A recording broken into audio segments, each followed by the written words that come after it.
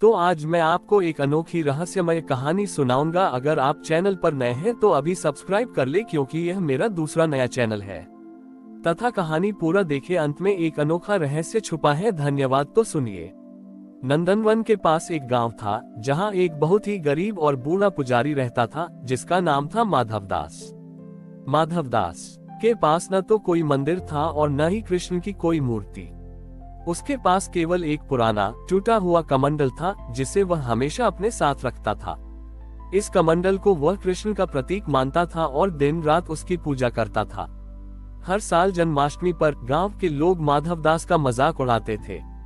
वे कहते थे, माधवदास, तुम किस कृष्ण की पूजा करते हो? तुम्हारे पास तो न तो मूर्ति है और न ही भोग लगाने के लिए कुछ। माधवदास चुपचाप उनकी बातें सुनता रहता था, लेकिन उसके मन में कृष्ण के प्रति अटूट विश्वास था। एक जन्माष्टमी की शाम गांव में बहुत जोरदार बारिश हुई। गांव के सभी लोग अपने अपने घरों में दुबक गए, लेकिन माधवदास अपनी कुटिया के बाहर बैठे कृष्ण के भजन गा रहे थे। उनके पास न तो कोई छप्पर था और न ही बारिश से बचने का कोई और साधन। बारिश की तेज बूंदें उनके पुराने कमंडल में भर रही थी। माधवदास ने देखा कि उनका कमंडल बारिश के पानी से भर चुका है। उन्हें एक विचार आया। उन्होंने सोचा, ये भी तो कृष्ण का ही अभिषेक है, मैं इसे ही कृष्ण का प्रसाद मानूंगा। उन्होंने उस पानी को अपने माथे पर लगाया और फिर से भजन गाने लगे। तभी उन्होंने देखा कि उनके सामने एक नन्हा बालक खड़ा है। बालक के चेहरे पर एक मनमोहक मुस्कान थी और वह बारिश में भीग रहा था। बालक ने माधवदास से पूछा, बाबा, क्या मुझे थोड़ा पानी मिल सकता है? मैं बहुत प्यासा हूँ। माधवदास ने तुरंत वह कमंडल बालक को दिया। बालक ने उस पानी को पिया और मुस्कुराते हुए कहा, बाबा, यह पानी बहुत मीठा है, क्या इसमें कोई अमृत मिला हुआ है? माधवदास ने कहा, नहीं बेटा, ये तो सिर्फ बारिश का पानी है, लेकिन मैंने इसे कृष्ण का प्रसाद मानकर पूजा की है। बालक ने मुस्कुराते हुए कहा, तो फिर यह अमृत ही है।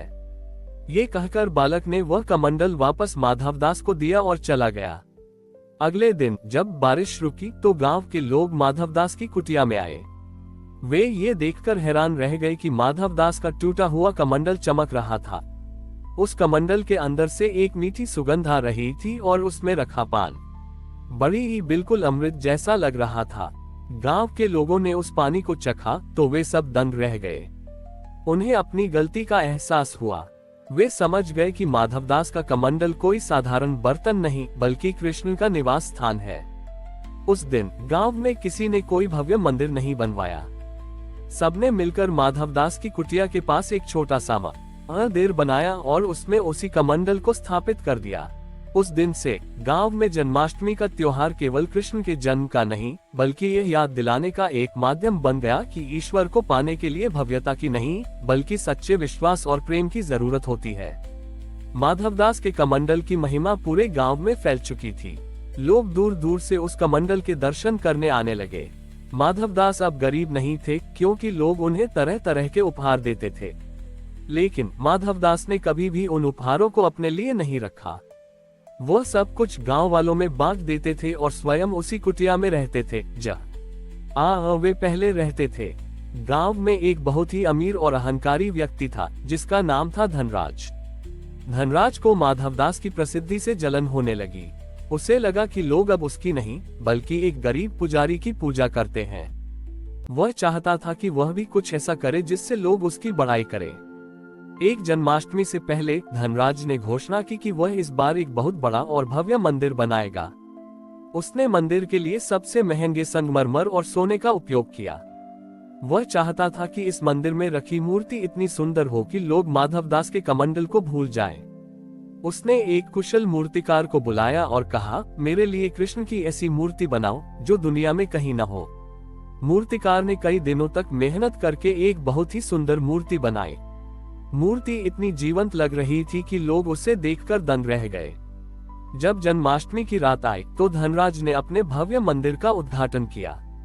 उसने गांव के सभी लोगों को आमंत्रित किया और अपनी धन दौलत का खूब दिखावा किया। लोग जब उस मंदिर में गए तो वे उसकी सुंदरता से मंत्रमुग्ध हो गए। तभी माधवदास अपने कमंडल के साथ वहां आए। उन्होंने देखा कि पूरा गांव धनराज के मंदिर में इकट्ठा है। माधवदास ने धनराज से कहा, धनराज, तुमने बहुत सुंदर मंदिर बनाया है, लेकिन क्या कृष्ण को ये पसंद आएगा?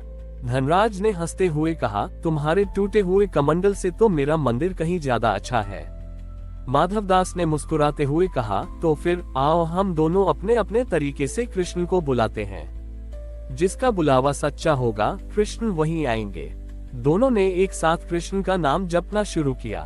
धनराज ने अपने भव्य मंदिर में कृष्ण के नाम का जप किया, लेकिन उसके मन में अहंकार और घमंड था। वहीं माधवदास ने अपने कमंडल को हाथ में लेकर सच्चे हृदय से कृष्ण का नाम जपा। तभी एक चमत्कार हुआ। धनराज के मंदिर में रखी सुंदर मूर्ति अचानक काली पड़ने लगी और उसका रंग फीका पड़ गया। वहीं माधवदास के कमंडल से एक तेज रोशनी निकली और पूरे गांव में फैल गई। उस रोशनी के बीच से एक मधुर बांसुरी की धुन गूंजने लगी। धनराज ये देखकर हैरान रह गया। उसे अपनी गलती का एहसास हुआ। उसे समझ आ गया कि कृष्ण को भव्यता नहीं, बल्कि सच्ची भक्ति पसंद है। उसने माधवदास के पैरों पर गिरकर माफी मांगी और अपना अहंकार त्याग दिया। उस दिन से धनराज ने अपनी सारी संपत्ति गरीबों में बांट दी और माधवदास का शिष्य बन गया। ये जन्माष्टमी गांव के लिए केवल एक त्योहार नहीं, बल्कि यह समझने का एक अवसर बन गई कि ईश्वर को पाने के लिए धन और दिखावे की नहीं, बल्कि सच्चे प्रेम और समर्पण की जरूरत होती है। धनराज के हृदय परिवर्तन के बाद गांव में एक नई शांति और समृद्धि आ गई थी। धनराज ने अपनी सारी संपत्ति दान कर दी और माधवदास का शिष्य बन गया। वह अब सिर्फ एक अमीर व्यापारी नहीं, बल्कि कृष्ण का सच्चा भक्त बन गया था। उसने गांव के लोगों के साथ मिलकर माधवदास के लिए एक छोटी सी कुटिया बनाई और उनकी सेवा करने लगा। गांव में माधवदास के कमंडल की महिमा इतनी फैल चुकी थी कि लोग उसे जीवन कलश कहने लगे थे। उनका मानना था कि उस कमंडल में रखा पानी पीने से हर बीमारी ठीक हो जाती है और मन को शांति मिलती है। लेकिन माधवदास ने लोगों को समझाते हुए कहा, ये सिर्फ एक कमंडल है, इसमें कोई जादू नहीं है। जो कुछ भी है वह कृष्ण का प्रेम है।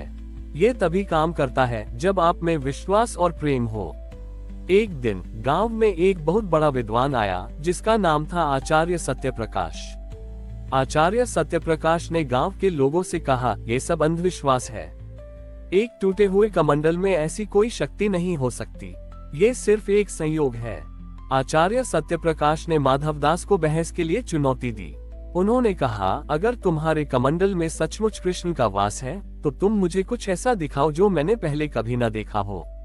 माधवदास ने मुस्कुराते हुए कहा, आचार्य जी, मेरे पास दिखाने के लिए कुछ भी नहीं है। जो कुछ भी है वह कृष्ण का है, और कृष्ण को देखने के लिए आंखों की नहीं, बल्कि हृदय की जरूरत होती है। आचार्य सत्यप्रकाश ने हंसते हुए कहा, ये सब मूर्खता है। तब धनराज ने आचार्य सत्यप्रकाश से कहा, आचार्य जी, आप एक बार कमंडल के पास आइए और अपने मन से सभी संदेहों को निकाल कर देखिए। आचार्य सत्यप्रकाश को ये सुनकर गुस्सा आया, लेकिन उन्होंने सोचा कि शायद इसमें कुछ तो सच्चाई है। वे कमंडल के पास गए और अपने मन से सभी संदेहों को निकालकर उसे एक बार छूने की कोशिश की। जैसे ही उन्होंने कमंडल को छुआ, उन्हें एक तेज चमकदार रोशनी का अनुभव हुआ और उन्होंने अपनी आंखों के सामने कृष्ण को देखा। कृष्ण ने मुस्कुराते हुए आचार्य सत्यप्रकाश से कहा, ज्ञान से अहंकार पैदा होता है, लेकिन प्रेम से ज्ञान पूरा होता है। आचार्य सत्यप्रकाश ये देखकर हैरान रह गए। उन्हें अपनी गलती का एहसास हुआ।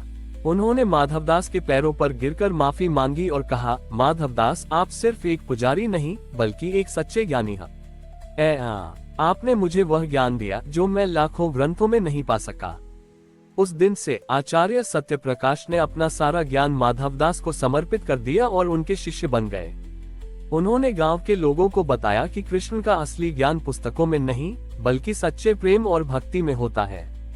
इस घटना के बाद गांव में जन्माष्टमी का त्योहार केवल कृष्ण के जन्म का नहीं, बल्कि ज्ञान और प्रेम के मिलन का प्रतीक बन गया।